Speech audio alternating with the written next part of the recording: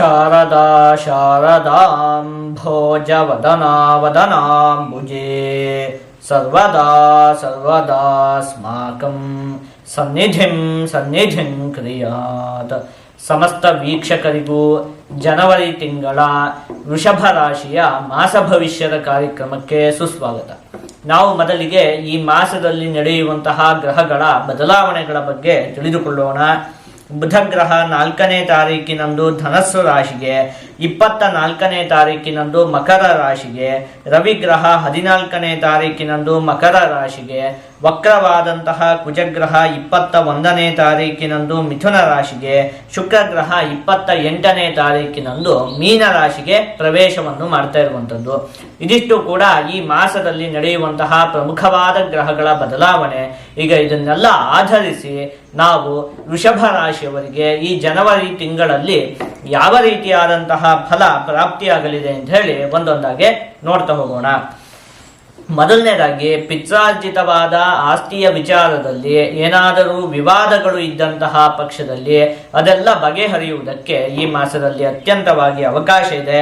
ವಿದ್ಯಾರ್ಥಿಗಳಿಗಂತೂ ಈ ಮಾಸ ಅತ್ಯಂತ ಉತ್ತಮವಾಗಿದೆ. ವಿದ್ಯಾಭ್ಯಾಸದ ಕ್ಷೇತ್ರದಲ್ಲಿ ಅತ್ಯಂತವಾಗಿ ಅಭಿವೃದ್ಧಿ ಎನ್ನುವಂಥದ್ದು ಉಂಟಾಗುತ್ತೆ. ಇನ್ನು ಮುಖ್ಯವಾಗಿ ನೀವು ಚಾಡಿ ಮಾತನ್ನು ಕೇಳಿ ಯಾವುದಾದರೂ ನಿರ್ಧಾರವನ್ನು ತೆಗೆದುಕೊಂಡಂತಹ ಪಕ್ಷದಲ್ಲಿ ಮುಂದೆ ಅದರಿಂದ ನಿಮಗೆ ಒಂದಷ್ಟು ಸಮಸ್ಯೆಗಳು ಉಂಟಾಗುವುದಕ್ಕೆ ಅವಕಾಶ ಇದೆ. ಅಂದರೆ ಯಾರೋ ಬಂದು ಏನನ್ನೋ ಹೇಳ್ತಾರೆ ನಿಮಗೆ, ನೀವು ಅದನ್ನು ಕೇಳ್ಕೊಂಡು ಏನು ಯೋಚನೆ ಮಾಡದೆ ಅವ್ರು ಹೇಳಿದ್ದನ್ನೇ ಸತ್ಯ ಅಂತ ಹೇಳಿ ನಂಬಿ, ಆ ರೀತಿಯಾದಂತಹ ಚಾಡಿ ಮಾತನ್ನೇ ನೀವು ಸತ್ಯ ಅಂತ ಹೇಳಿ ನಂಬಿ ತಕ್ಷಣಕ್ಕೆ ಏನಾದರೂ ಒಂದು ನಿರ್ಧಾರವನ್ನು ತೆಗೆದುಕೊಂಡಂತಹ ಪಕ್ಷದಲ್ಲಿ ಅದರಿಂದ ಸಮಸ್ಯೆ ಉಂಟಾಗುತ್ತೆ.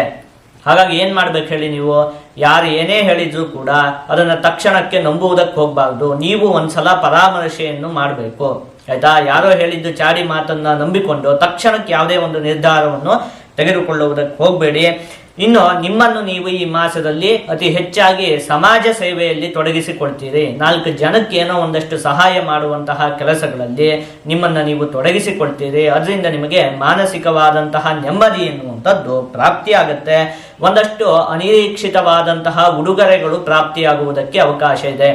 ಅನಿರೀಕ್ಷಿತ ಅಂತ ಹೇಳಿದ್ರೆ ನೀವು ಯೋಚನೆಯನ್ನೇ ಮಾಡಿರುವುದಿಲ್ಲ, ಯಾರೋ ನಿಮ್ಮ ಪ್ರೀತಿ ಪಾತ್ರರಾದವರು ನಿಮಗೆ ಏನನ್ನು ಕೊಡುವಂಥದ್ದಿರಬಹುದು. ಈ ರೀತಿಯಾಗಿ ಒಂದಷ್ಟು ಅನಿರೀಕ್ಷಿತವಾದ ಉಡುಗೊರೆಗಳು ಪ್ರಾಪ್ತಿಯಾಗುವುದಕ್ಕೆ ಈ ಮಾಸದಲ್ಲಿ ಅವಕಾಶ ಇದೆ. ಹಣಕಾಸಿಗೆ ಸಂಬಂಧಪಟ್ಟಿರುವಂತಹ ವಿಚಾರದಲ್ಲಿ ನೀವು ಈ ಮಾಸದಲ್ಲಿ ಒಂದು ಸ್ವಲ್ಪ ಜೋಪಾನವಾಗಿರ್ಬೇಕಾಗುತ್ತೆ. ಅಂದರೆ ಸಾಲವನ್ನು ಕೊಡುವಂಥದ್ದು ಅಂಥದ್ದನ್ನು ಮಾಡುವುದಕ್ಕೆ ಹೋಗಬೇಡಿ, ಆಯ್ತಾ? ಸಾಲವನ್ನು ಕೊಡದೇ ಇರುವಂಥದ್ದೇ ಉತ್ತಮ ಈ ಮಾಸದಲ್ಲಿ. ಇನ್ನು ನಂಬಿಕೆಗೆ ಅನರ್ಹವಾದಂತಹ ಜಾಗದಲ್ಲಿ ಹಣದ ಹೂಡಿಕೆಯನ್ನು ಕೂಡ ಮಾಡಬೇಡಿ. ಸುಮ್ಮನೆ ಎಲ್ಲೋ ಒಂದು ಕಡೆ ಅಷ್ಟೊಂದೇನು ನಂಬಿಕೆಗೆ ಅರ್ಹವಾದಂತಹ ಜಾಗ ಆಗಿರುವುದಿಲ್ಲ, ಅಲ್ಲಿ ಹಣದ ಹೂಡಿಕೆಯನ್ನು ಮಾಡುವಂಥದ್ದು ಅಂಥದ್ದು ಕೂಡ ಮಾಡುವುದಕ್ಕೆ ಹೋಗಬೇಡಿ. ಇನ್ನೊಂದು, ಈ ಹಿಂದೆಯೇ ಹೇಳಿದಂತೆ ಸಾಲವನ್ನು ನೀಡುವಂಥದ್ದು ಇಂಥದ್ದನ್ನು ಕೂಡ ಈ ಮಾಸದಲ್ಲಿ ನೀವು ಮಾಡದೇ ಇರುವಂಥದ್ದೇ ಉತ್ತಮ. ಒಟ್ಟಿನಲ್ಲಿ ಹಣಕಾಸಿಗೆ ಸಂಬಂಧಪಟ್ಟಿರುವಂತಹ ವಿಚಾರದಲ್ಲಿ ನೀವು ಒಂದು ಸ್ವಲ್ಪ ಜೋಪಾನವಾಗಿರ್ಬೇಕಾಗುತ್ತೆ. ಇನ್ನು ಮುಖ್ಯವಾಗಿ ಕುಜಗ್ರಹ ನಿಮಗೆ ತೃತೀಯ ಭಾವದಲ್ಲಿ ಸ್ಥಿರವಾಗಿರುವಂಥದ್ದು. ಕುಜಗ್ರಹ ತೃತೀಯ ಭಾವದಲ್ಲಿ ಸ್ಥಿರವಾಗಿರುವಂಥದ್ದು ಅತ್ಯಂತ ಉತ್ತಮವೇ. ಆದರೆ ಏನಾಗಿದೆ, ಅದು ಕರ್ಕಾಟಕ ರಾಶಿಯಲ್ಲಿ ಸ್ಥಿರವಾಗಿರೋದ್ರಿಂದಾಗಿ ಕುಜಗ್ರಹ ನೀಚವಾಗಿ ಸ್ಥಿರವಾಗಿರುತ್ತೆ. ಹಾಗಾಗಿ ಏನಾಗುತ್ತೆ ಹೇಳಿ, ಅದರಿಂದ ಉತ್ತಮವಾದ ಫಲದ ಪ್ರಾಪ್ತಿ ಅಂತ ಹೇಳುವಂಥದ್ದು ಉಂಟಾಗ್ತಾ ಇರಲಿಲ್ಲ. ಈಗ ಅದು ವಕ್ರವಾಗಿ ಸ್ಥಿರವಾಗಿರುವಂಥದ್ದು. ಆ ಸಂದರ್ಭದಲ್ಲಿ ವಕ್ರಂಗತೋ ರುಚಿರರಶ್ಮಿ ಸಮೂಹ ಪೂರ್ಣ ನೀಚಾರಿಭಾಂಶ ಸಹಿತೋಪಿ ಭವೇತ್ಸ ಖೇಟಃ ವೀರ್ಯಾನ್ವಿತಃ ಅಂತ ಹೇಳಿರುವಂಥದ್ದು. ಅಂದರೆ ಗ್ರಹವು ನೀಚವಾಗಿ ಸ್ಥಿರವಾಗಿದ್ರೂ ಕೂಡ ಅದು ವಕ್ರವಾಗಿದೆ ಅಂತ ಹೇಳಿ ಆದಂತಹ ಸಂದರ್ಭದಲ್ಲಿ ಅದು ಅತ್ಯಂತ ಬಲಿಷ್ಠವಾಗಿರುತ್ತೆ ಅಂತ. ಅಂದರೆ ಈಗ ಅದು ಅತ್ಯಂತ ಬಲಿಷ್ಠವಾಗಿರೋದ್ರಿಂದಾಗಿ ಆ ಕುಜಗ್ರಹದಿಂದ ನಿಮಗೆ ಅತ್ಯಂತ ಉತ್ತಮವಾದ ಫಲ ಅಂತ ಹೇಳುವಂಥದ್ದು ಪ್ರಾಪ್ತಿಯಾಗುತ್ತೆ. ಏನೇನು ಪ್ರಾಪ್ತಿಯಾಗುತ್ತೆ? ಕುತೋ ಬಾಹು ವೀರ್ಯಂ ಕುತೋ ಬಾಹು ಲಕ್ಷ್ಮೀ ಸ್ತುತಿಯೋ ನಚೇನ್ ಮಂಗಲೋ ಮಾನವಾನಾಂ ಅಂತ ಹೇಳಿರುವಂಥದ್ದು. ಮುಖ್ಯವಾಗಿ ನಿಮ್ಮಲ್ಲಿ ಒಂದು ಧೈರ್ಯದ ಅಭಿವೃದ್ಧಿ ಎನ್ನುವಂಥದ್ದು ಉಂಟಾಗುತ್ತೆ, ಆತ್ಮವಿಶ್ವಾಸದ ಅಭಿವೃದ್ಧಿ ಎನ್ನುವಂಥದ್ದು ಉಂಟಾಗುತ್ತೆ. ಯಾವಾಗಲೂ ಮನುಷ್ಯನಿಗೆ ಇದೇ ಅತ್ಯಂತ ಮುಖ್ಯವಾಗಿ ಬೇಕಾಗಿರುವಂಥದ್ದು ಅಲ್ವಾ? ಏನು ಹೇಳಿ, ಎಲ್ಲ ವ್ಯವಸ್ಥೆಗಳು ಇರಬಹುದು, ಆದರೆ ಆ ವ್ಯಕ್ತಿಗೆ ನನ್ನ ಕೈಯಿಂದ ಏನೂ ಆಗೋದಿಲ್ಲ ಅಂತ ಹೇಳಿ ಅಂದ್ಕೊಂಡು ಕೂತ್ಕೊಂಡ್ರೆ ಆ ವ್ಯಕ್ತಿಗೆ ಏನೂ ಕೂಡ ಯಾವತ್ತೂ ಸಾಧನೆ ಮಾಡುವುದಕ್ಕಾಗುವುದಿಲ್ಲ. ಆದರೆ ಒಂದು ವೇಳೆ ಆ ವ್ಯಕ್ತಿಯಲ್ಲಿ ಅಷ್ಟೊಂದು ಆತ್ಮವಿಶ್ವಾಸ ಇತ್ತು ಅಂತ ಹೇಳಿ ಆದ ಪಕ್ಷದಲ್ಲಿ ನನಗೆ ಅಷ್ಟೊಂದು ಸಾಮರ್ಥ್ಯ ಇದೆ, ನಾನು ಯಾವ ಕೆಲಸವನ್ನು ಬೇಕಾದರೂ ಮಾಡುವುದಕ್ಕೆ ನನ್ನಿಂದ ಆಗತ್ತೆ ಅಂತ ಹೇಳಿ ಆ ವ್ಯಕ್ತಿಯ ಮೇಲೆ ಒಂದು ನಂಬಿಕೆ ಇತ್ತು ಅಂತ ಹೇಳಿ ಆದ ಪಕ್ಷದಲ್ಲಿ ಅದು ಎಷ್ಟು ಬೇಕಾದರೂ ಕಷ್ಟ ಇರಲಿ ಅದನ್ನೆಲ್ಲ ದಾಟುವುದಕ್ಕಾಗುತ್ತೆ. ಮುಖ್ಯವಾಗಿ ಏನು ಹೇಳಿ ಆ ಆತ್ಮವಿಶ್ವಾಸ ಅಂತ ಹೇಳುವಂಥದ್ದು ಬೇಕಾಗುತ್ತೆ, ಆ ಒಂದು ಧೈರ್ಯ ಅಂತ ಹೇಳುವಂಥದ್ದು ಬೇಕಾಗುತ್ತೆ. ನೋಡಿ, ನಾವೀಗ ಈ ಆನೆಯನ್ನು ಪಳಗಿಸುವಂತಹ ಸಂದರ್ಭದಲ್ಲಿ ಏನ್ ಮಾಡ್ತಾರೆ ಹೇಳಿ, ಆನೆ ಸಣ್ಣಕ್ಕಿರುವಂತಹ ಸಂದರ್ಭದಲ್ಲಿ ಅದು ಕಾಲಿಗೆ ಒಂದು ಕಬ್ಬಿಣದ ಸರಪಳಿಗಳನ್ನು ಕಟ್ಟುತ್ತಾರೆ.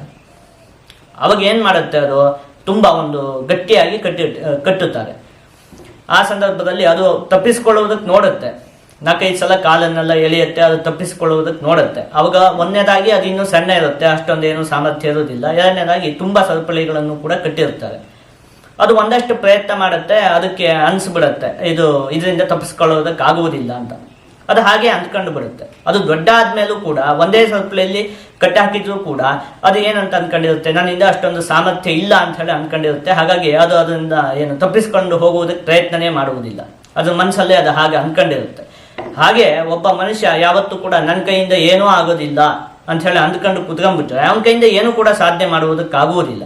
ಆದರೆ ಎಷ್ಟು ಬೇಕಾದ್ರೂ ಕಷ್ಟ ಇರಲಿ, ಆ ವ್ಯಕ್ತಿಗೆ ಅವನ ಮೇಲೆ ಆತ್ಮವಿಶ್ವಾಸ ಇದೆ ಅಂತ ಹೇಳಿ ಆದ ಪಕ್ಷದಲ್ಲಿ ನಾನು ಎಲ್ಲದನ್ನು ಕೂಡ ಮಾಡುವುದಕ್ಕೆ ಸಮರ್ಥನಾಗಿದ್ದೇನೆ, ನನ್ನಲ್ಲಿ ಅಷ್ಟೊಂದು ಸಾಮರ್ಥ್ಯ ಇದೆ ಅಂತ ಹೇಳಿ ಆ ವ್ಯಕ್ತಿಗೆ ಒಂದು ವೇಳೆ ಅವನ ಮೇಲೆ ಅಷ್ಟೊಂದು ಆತ್ಮವಿಶ್ವಾಸ ಇದೆ ಅಂತ ಹೇಳಿ ಆದ ಪಕ್ಷದಲ್ಲಿ ಅವನು ಏನ್ ಬೇಕಾದ್ರೂ ಸಾಧನೆಯನ್ನು ಮಾಡಬಹುದು ಅಲ್ವಾ. ಇದೇನು ಲೋಕದಲ್ಲೂ ಕೂಡ ಪ್ರಸಿದ್ಧಿಯಾಗಿರುವಂಥದ್ದೇ. ಮುಖ್ಯವಾಗಿ ಕುಜಗ್ರಹ ತೃತೀಯ ಭಾವದಲ್ಲಿ ಧೈರ್ಯ ಸ್ಥಾನದಲ್ಲೇ ಸ್ಥಿರವಾಗಿರುವಂಥದ್ದು, ಅದು ಕೂಡ ವಕ್ರವಾಗಿ ಸ್ಥಿರವಾಗಿರುವಂಥದ್ದು. ಹಾಗಾಗಿ ನಿಮಗೆ ಈ ಮಾಸದಲ್ಲಿ ಧೈರ್ಯದ ಅಭಿವೃದ್ಧಿ ಉಂಟಾಗುತ್ತೆ, ನಿಮಗೆ ಆತ್ಮವಿಶ್ವಾಸದ ಅಭಿವೃದ್ಧಿ ಅನ್ನುವಂಥದ್ದು ಉಂಟಾಗುತ್ತೆ. ಇನ್ನು ಹಣಕಾಸಿಗೆ ಸಂಬಂಧಪಟ್ಟಿರುವಂತಹ ವಿಚಾರದಲ್ಲಿಯೂ ಕೂಡ ಅಭಿವೃದ್ಧಿ ಉಂಟಾಗುತ್ತೆ. ಅದೇ ಈ ಹಿಂದೆ ಯೋಚನೆ ಮಾಡಿದ್ವಲ್ಲ, ಹಣಕಾಸಿನ ಆಗಮನ ಎಲ್ಲ ಉಂಟಾಗುತ್ತೆ. ಆದರೆ ಅದನ್ನು ಕಾಪಾಡಿಕೊಳ್ಳುವಿಕೆಯಲ್ಲಿ ನೀವು ಒಂದು ಸ್ವಲ್ಪ ಜೋಪಾನವಾಗಿರ್ಬೇಕಾಗುತ್ತೆ. ಇನ್ನು ಬುಧಗ್ರಹ ಅಷ್ಟಮ ಭಾವದಲ್ಲಿ ಸ್ಥಿತವಾಗಿರುತ್ತೆ. ಆ ಸಂದರ್ಭದಲ್ಲಿ ದೇಹ ಸೌಖ್ಯಂ ಸುವಿದ್ಯಾಪ್ತಿಂ ಸತ್ಕರ್ಮ ಪರಿಶೀಲನಂ ಅಂತ ಹೇಳಿರುವಂಥದ್ದು. ಮುಖ್ಯವಾಗಿ ಈ ಹಿಂದೆಯೇ ಯೋಚನೆ ಮಾಡಿದಂತೆ ವಿದ್ಯಾರ್ಥಿಗಳಿಗೆಲ್ಲ ಈ ಮಾಸ ಅತ್ಯಂತ ಉತ್ತಮವಾಗಿದೆ. ಈ ಬುಧಗ್ರಹದಿಂದಲೂ ಕೂಡ ನಿಮಗೆ ಅತ್ಯಂತ ಉತ್ತಮವಾದ ಫಲ ಅಂತ ಹೇಳುವಂಥದ್ದು ಪ್ರಾಪ್ತಿಯಾಗುತ್ತೆ. ಹಾಗಾದ್ರೆ ಯಾವ ವಿಚಾರದಲ್ಲಿ ಒಂದು ಸ್ವಲ್ಪ ಜೋಪಾನವಾಗಿರ್ಬೇಕು ಅಂತ ಹೇಳಿದ್ರೆ, ರವಿಗ್ರಹ ನವಮ ಭಾವದಲ್ಲಿ ಸ್ಥಿತವಾದಂತಹ ಸಂದರ್ಭದಲ್ಲಿ ನಿರಪರಾಧ ಕಲಹಂ ಅಂತ ಹೇಳಿರುವಂಥದ್ದು. ಅಂದ್ರೆ ನಿಮ್ದೇನು ಕೂಡ ತಪ್ಪೇ ಇರುವುದಿಲ್ಲ, ಆದ್ರೂ ಕೂಡ ಒಂದಷ್ಟು ಜನ ಸುಮ್ಮನೆ ನಿಮ್ ಜೊತೆ ಗಲಾಟೆ ಮಾಡಬೇಕು ಅಂತ ಹೇಳಿ ಪ್ರಯತ್ನವನ್ನು ಪಡ್ತಾರೆ. ಆ ವಿಚಾರದಲ್ಲಿ ನೀವು ಒಂದು ಸ್ವಲ್ಪ ಜೋಪಾನವಾಗಿರ್ಬೇಕು. ಅಂದ್ರೆ ಸುಮ್ಮನೆ ನಿಮ್ಗೆ ಏನನ್ನಾದ್ರೂ ತೊಂದರೆಯನ್ನು ಕೊಡುವಂಥದ್ದು, ಸುಮ್ಮನೆ ನಿಮಗೆ ಒಂದಷ್ಟು ಸಿಟ್ಟನ್ನು ಭರಿಸುವುದಕ್ಕೆ ಪ್ರಯತ್ನ ಮಾಡುವಂಥದ್ದು, ಈ ರೀತಿ ಇದೆಲ್ಲ ನಡೆಯುತ್ತೆ. ಆ ವಿಚಾರದಲ್ಲಿ ಆದಷ್ಟು ನೀವು ಶಾಂತಿಯಿಂದ ವರ್ತನೆಯನ್ನು ಮಾಡಬೇಕು. ಇದೊಂದು ವಿಚಾರದಲ್ಲಿ ಒಂದು ಸ್ವಲ್ಪ ಜೋಪಾನವಾಗಿರ್ಬೇಕು. ಅಂದ್ರೆ ನಿಮ್ ತಪ್ಪಿರುವುದಿಲ್ಲ, ಆದ್ರೂ ಕೂಡ ಗಲಾಟೆಗಳನ್ನು ಮಾಡುವುದಕ್ಕೆ ಒಂದಷ್ಟು ಜನ ಪ್ರಯತ್ನ ಪಡ್ತಾರೆ. ಈ ಒಂದು ವಿಚಾರದಲ್ಲಿ ನೀವು ಈ ಮಾಸದಲ್ಲಿ ಒಂದು ಸ್ವಲ್ಪ ಜೋಪಾನವಾಗಿರ್ಬೇಕು. ಇನ್ನು ಉಳಿದಂತೆ ಎಲ್ಲ ವಿಚಾರದಲ್ಲಿಯೂ ಈ ಮಾಸ ಉತ್ತಮವಾಗಿದೆ. ಈಗ ಇದನ್ನೆಲ್ಲ ಒಟ್ಟುಗೂಡಿಸಿ ಒಂದೊಂದೇ ವಿಚಾರದಲ್ಲಿ ಈ ಮಾಸದಲ್ಲಿ ಯಾವ ರೀತಿಯಾದಂತಹ ಫಲ ಪ್ರಾಪ್ತಿಯಾಗಲಿದೆ ಅಂತ ಹೇಳಿ ನೋಡ್ತಾ ಹೋಗೋಣ. ಮೊದಲನೇದಾಗಿ ಆರೋಗ್ಯಕ್ಕೆ ಸಂಬಂಧಪಟ್ಟಿರುವಂತಹ ವಿಚಾರದಲ್ಲಿ ಈ ಮಾಸದಲ್ಲಿ ಯಾವುದೇ ದೊಡ್ಡ ಮಟ್ಟಿನ ಸಮಸ್ಯೆ ಅಂತ ಹೇಳುವಂಥದ್ದು ಉಂಟಾಗುವುದಿಲ್ಲ. ಆದರೆ ಒಂದು ಸ್ವಲ್ಪ ಮಂಡಿ ನೋವು, ಕಾಲಿಗೆ ಸಂಬಂಧಪಟ್ಟಿರುವಂತಹ ಆರೋಗ್ಯದ ವಿಚಾರದಲ್ಲಿ ಒಂದು ಸ್ವಲ್ಪ ನೀವು ಜೋಪಾನವಾಗಿ ಇರಬೇಕಾಗುತ್ತೆ. ಅಂದ್ರೆ ಯಾವುದೇ ದೊಡ್ಡ ಮಟ್ಟಿನ ಸಮಸ್ಯೆ ಉಂಟಾಗುವುದಿಲ್ಲ. ಈ ಹಿಂದಿನಿಂದಲೂ ಕಾಲಿಗೆ ಸಂಬಂಧಪಟ್ಟಿರುವಂತಹ ಏನಾದರೂ ಅನಾರೋಗ್ಯದ ಸಮಸ್ಯೆಗಳು ಇದ್ದಂತಹ ಪಕ್ಷದಲ್ಲಿ ಅಥವಾ ಮಂಡಿ ನೋವು ಇಂಥದ್ದೆಲ್ಲ ಇದ್ದಂತಹ ಪಕ್ಷದಲ್ಲಿ ನೀವು ಆ ವಿಚಾರದಲ್ಲಿ ಒಂದು ಸ್ವಲ್ಪ ಜೋಪಾನವಾಗಿರ್ಬೇಕಾಗುತ್ತೆ. ಜೋಪಾನವಾಗಿರುವಂಥದ್ದು ಅಂದ್ರೆ ಏನು ಹೇಳಿ, ನಿಮಗೆ ಏನೇನು ಔಷಧಿಗಳಿದೆಯೋ ಅದನ್ನೆಲ್ಲ ಸರಿಯಾಗಿ ತೆಗೆದುಕೊಳ್ಳುವಂಥದ್ದು, ಆಯ್ತಾ. ಆ ರೀತಿಯಾಗಿ ಮಾಡ್ಕೊಂಡ್ರೆ ಮತ್ತೆ ಯಾವುದೇ ದೊಡ್ಡ ಮಟ್ಟಿನ ಸಮಸ್ಯೆ ಅಂತ ಹೇಳುವಂಥದ್ದು ಇಲ್ಲ ಆರೋಗ್ಯಕ್ಕೆ ಸಂಬಂಧಪಟ್ಟಿರುವಂತಹ ವಿಚಾರದಲ್ಲಿ. ಇನ್ನು ಕುಟುಂಬಕ್ಕೆ ಸಂಬಂಧಪಟ್ಟಿರುವಂತಹ ವಿಚಾರದಲ್ಲಿ ಈ ಮಾಸ ಅತ್ಯಂತ ಉತ್ತಮವಾಗಿದೆ. ಹಣಕಾಸಿಗೆ ಸಂಬಂಧಪಟ್ಟಿರುವಂತಹ ವಿಚಾರದಲ್ಲಿ ಹಣಕಾಸಿನ ಆಗಮನ ಅಂತ ಹೇಳುವಂಥದ್ದು ಉಂಟಾಗುತ್ತೆ. ನಾನು ಈ ಹಿಂದೆಯೇ ಹೇಳಿದಂತೆ ಅದನ್ನು ಒಂದು ಸ್ವಲ್ಪ ಜೋಪಾನವಾಗಿ ನೀವು ಇಟ್ಕೊಳ್ಬೇಕಾಗುತ್ತೆ. ಇನ್ನು ವಿದ್ಯೆಗೆ ಸಂಬಂಧಪಟ್ಟಿರುವಂತಹ ವಿಚಾರದಲ್ಲಿ ಈ ಮಾಸ ಅತ್ಯಂತ ಉತ್ತಮವಾಗಿದೆ. ಉದ್ಯೋಗಕ್ಕೆ ಸಂಬಂಧಪಟ್ಟಿರುವಂತಹ ವಿಚಾರದಲ್ಲಿ ಯಾವುದೇ ದೊಡ್ಡ ಮಟ್ಟಿನ ಸಮಸ್ಯೆ ಇಲ್ಲ. ಈ ಹಿಂದೆಯೇ ಹೇಳಿದಂತೆ ನೀವು ಚಾಡಿ ಮಾತನ್ನು ನಂಬಿಕೊಂಡು ಯಾವುದೇ ನಿರ್ಧಾರವನ್ನು ಕೂಡ ತೆಗೆದುಕೊಳ್ಳುವುದಕ್ಕೆ ಹೋಗಬಾರ್ದು. ಯಾರೋ ಏನೋ ಹೇಳಿದ್ರು ಅಂತ ಹೇಳಿ ತಕ್ಷಣಕ್ಕೆ ಏನನ್ನಾದ್ರೂ ನೀವು ಮಾಡುವುದಕ್ಕೆ ಹೋದ್ರೆ ಅವಾಗ ಸಮಸ್ಯೆ ಆಗುತ್ತೆ. ಎಲ್ಲದನ್ನು ಕೂಡ ಒಂದು ಸಲ ನೀವೇ ಪರಾಮರ್ಶಿಸಿ ನೋಡಿ ನಂತರ ನೀವು ನಿರ್ಧಾರವನ್ನು ತೆಗೆದುಕೊಳ್ಬೇಕು, ಆಯ್ತಾ. ಇದೊಂದು ವಿಚಾರದಲ್ಲಿ ಒಂದು ಸ್ವಲ್ಪ ಜೋಪಾನವಾಗಿರ್ಬೇಕು. ಮತ್ತು ಉದ್ಯೋಗಕ್ಕೆ ಸಂಬಂಧಪಟ್ಟಿರುವಂತಹ ವಿಚಾರದಲ್ಲಿಯೂ ಕೂಡ ಯಾವುದೇ ದೊಡ್ಡ ಮಟ್ಟಿನ ಸಮಸ್ಯೆ ಅನ್ನುವಂಥದ್ದು ಇಲ್ಲ. ಈ ಮಾಸದಲ್ಲಿ ಆದಷ್ಟು ನೀವು ಲಕ್ಷ್ಮೀ ದೇವಿಯ ಆರಾಧನೆಯನ್ನು ಮಾಡಬೇಕು. ಹೀಗೆ ಮಾಡುವುದರಿಂದ ನಿಮಗೆ ಯಾವುದೇ ಅಶುಭ ಫಲ ಅಂತ ಹೇಳುವಂಥದ್ದು ಪ್ರಾಪ್ತಿಯಾಗುವುದಿಲ್ಲ, ಎಲ್ಲ ಶುಭ ಫಲಗಳು ಕೂಡ ಪ್ರಾಪ್ತಿಯಾಗುತ್ತೆ.